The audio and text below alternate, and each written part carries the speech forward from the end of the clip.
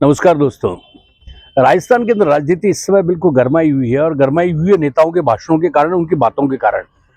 Bharatiya Janata party के राज्य प्रभारी राधा मोहन ने हनुमान बेनीवाल को चूहा बता दिया और जब चूहा बता दिया तो निश्चित रूप से हनुमान बेनीवाल आग बबूला उठ गए, क्योंकि वो नागौर से सांसद है। खींवसर से चुनाव ही तो हारा है उन्होंने, लेकिन उसका मतलब ये नहीं कि उनका वजूद खत्म हो गया। हनुमान बेनीवाल जिस तरीके दहाड़ते हैं, जिस तरीके से राजस्थान के अंदर आरएलपी को उन्होंने बढ़ाया है, ये एक अवसर ऐसा आया कि उन्होंने खींवसर से हार का सामना करना पड़ा।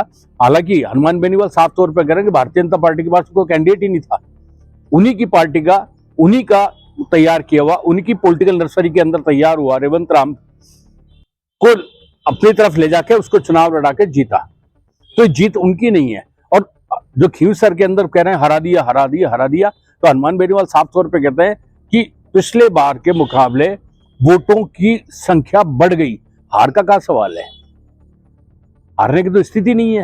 हनुमान बेनीवाल को जब ये पता चला कि राधा मोहन ने, जो भारतीय जनता पार्टी के राज्य प्रभारी है, उनको कहा कि उसे चूहा बना दिया, इससे आग बबूला हो गया हनुमान बेनीवाल। और उन्होंने कहा कि चू चपड़ ना करे ज्यादा। यदि अब चू चपड़ करी ने ज्यादा तो आरएलपी के कार्यकर्ता बता देंगे।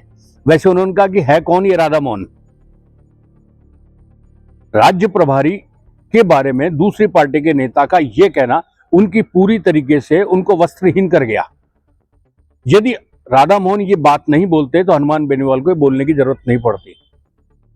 और लोगों ने की जो बात थी कि हनुमान बेनीवाल अहंकार हो गया, बेबाक इस तरीके की बातें बोलता है, तो हनुमान बेनीवाल ने साफ तौर पे कहा एक मीडिया के इंटरव्यू में कि हनुमान बेनीवाल जो कुछ बोलता है वो बेबाक बोलता है, सच बोलता है, वो किसी से घबराता नहीं है और वो ही उसका स्टाइल है। वो अपने इस स्टाइल को बदलने वाला नहीं है। और सब ने मिलकर उसको घेरने की कोशिश करी।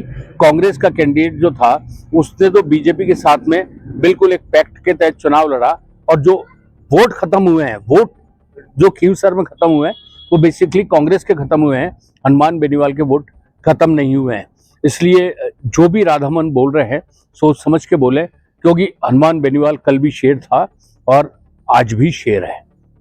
आप बने रहिए हमारे साथ, हम आपको ये अपडेट देते रहेंगे।